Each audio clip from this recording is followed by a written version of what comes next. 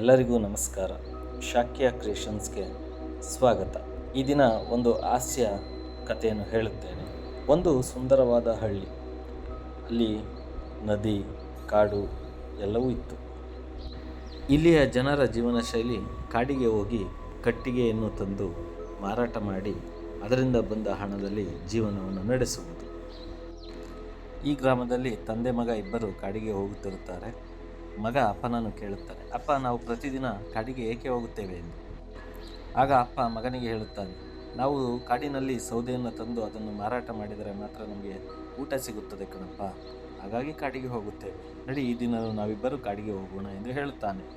ಹೀಗೆ ಮಗ ಪದೇ ಪದೇ ಪ್ರಶ್ನೆಗಳನ್ನು ಕೇಳುತ್ತಾನೇ ಇರುತ್ತಾನೆ. ಕಾಡಿಗೆ ಹೋಗುವ ಮಧ್ಯದಲ್ಲಿ ಒಂದು ನದಿ ಸಿಗುತ್ತದೆ. ಅಪ್ಪ, ಈ ನದಿ ಎಷ್ಟೊಂದು ದೊಡ್ಡದಿದೆ, ಈ ನದಿ ಎಲ್ಲಿಗೆ ಹೋಗುತ್ತದೆ ಎಂದು ಪುನಃ ಪ್ರಶ್ನೆ ಮಾಡುತ್ತಾನೆ. ನೋಡಿ, ಆಗ ಅಪ್ಪನ ಕೋಪ ನೆತ್ತಿಗೇರುತ್ತದೆ.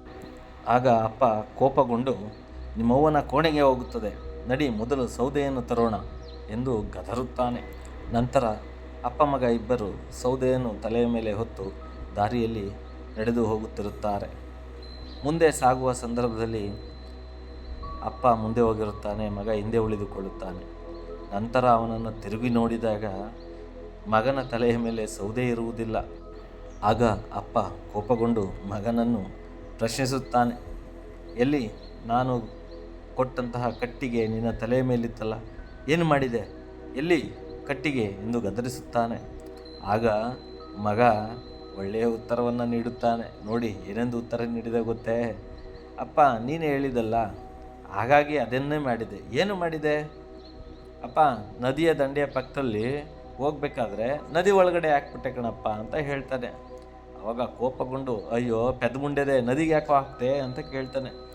ಆಗ ಮಗು ಏನು ಹೇಳುತ್ತೆ ಗೊತ್ತಾ? ನೀನೇ ಹೇಳ್ದಲ್ಲಪ್ಪ, ಈ ನದಿ ನಿಮ್ಮವ್ನ ಕೋಣೆಗೆ ಹೋಗುತ್ತೆ ಅಂತ ಹೇಳ್ದಿಲ್ಲ, ಅದಕ್ಕೆ ಅದನ್ನು ನದಿಗೆ ಹಾಕ್ಬಿಟ್ಟಿದ್ದೀನಿ, ನಡಿ ಮನೆಗೆ ಹೋದ್ಮೇಲೆ ಕೋಣೆಯಲ್ಲಿರುತ್ತೆ, ಅದನ್ನು ತಗೊಂಡೋಗಿ ಮಾರೋಣ ಅಂತ. ನೋಡಿ, ಎಂಥ ಹಾಸ್ಯಾಸ್ಪದ.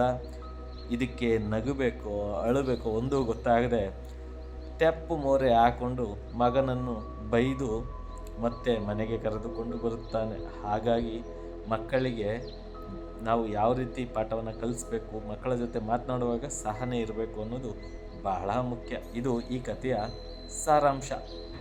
ಈ ಕಥೆಯನ್ನು ಕೇಳಿದ ಎಲ್ಲರಿಗೂ ಧನ್ಯವಾದಗಳು. ಲೈಕ್ ಮಾಡಿ, ಶೇರ್ ಮಾಡಿ, ಸಬ್ಸ್ಕ್ರೈಬ್ ಮಾಡಿ.